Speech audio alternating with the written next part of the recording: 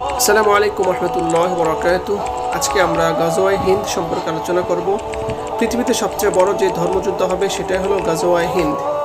এই সম্মানিত যুদ্ধে নিশ্চিত মুসলমান উম্মাহরা বিজয় লাভ করবেন, কিন্তু এই সম্মানিত যুদ্ধে 1/3 মুসলমান শাহাদাত বরণ করবেন এবং শেষাংশ যুদ্ধ করে বিজয় লাভ করবেন। যারা এই সম্মানিত যুদ্ধে শাহাদাত বরণ করবেন ওনারা নিশ্চিত জান্নাতবাসী হবেন, এবং যেসব মুসলমান এই সম্মানিত যুদ্ধে বিজয়ী হয়ে গাজী হয়ে ফিরে আসবেন ওনারা ঈমান নিয়ে মৃত্যুবরণ করবেন, জান্নাতবাসী হবেন ইনশাআল্লাহ।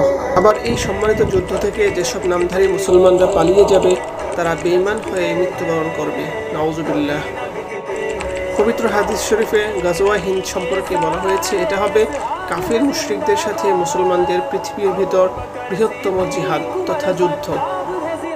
এই যুদ্ধে হিন্দুস্তানের মোট মুসলিমদের 1/3 শহীদ হবে, আরেক অংশ পালিয়ে যাবে, আর শেষ অংশ জিহাদ চালিয়ে যাবে এবং তারা বিজয় লাভ করবে। মুসলমানদের নিশ্চিত জয় হবে, কিন্তু এটা এতটাই ভয়াবহ হবে যে অল্প কিছু সংখ্যক মুসলিমই বেঁচে থাকবেন বিজয়ের খোশ আমদেদ করার জন্য। অনেক বর্ণনায় আছে গজওয়াতুল হিন্দ হিন্দুস্তানের চূড়ান্ত যুদ্ধ। রাসূল সাল্লাল্লাহু আলাইহি ওয়াসাল্লাম পূর্ব দিকে তাকিয়ে বড় বড় নিঃশ্বাস নিচ্ছিলেন। একদিন এমন সময় এক সাহাবী রাসূল সাল্লাল্লাহু আলাইহি ওয়াসাল্লামকে জিজ্ঞাসা করলেন, ইয়া রাসূলুল্লাহ সাল্লাল্লাহু আলাইহি ওয়াসাল্লাম, আপনি এমন করছেন কেন?